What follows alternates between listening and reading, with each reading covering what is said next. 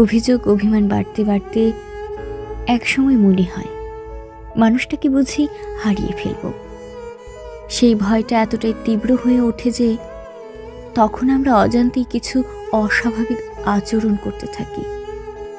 হুটহাট রাগ, তুচ্ছ ব্যাপারে অভিমান, সবসময় খোঁজ নেওয়া, কারো সাথে বেশি মিশলে হিংসে হওয়া, সবকিছুর শিকড় সেই ভয় থেকে, হারিয়ে ফেলবার আতঙ্ক থেকে।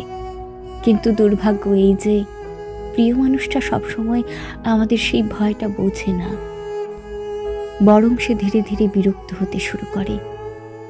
প্রতিদিনের অভিযোগ, বারবার অভিমান, তখন সে একরকম হাঁপিয়ে ওঠে সম্পর্কটা থেকে, আর একসময় সে বেরিয়ে যেতে চায়। তাকে নিয়েই একসময় সম্পর্ক বিষিয়ে ওঠে।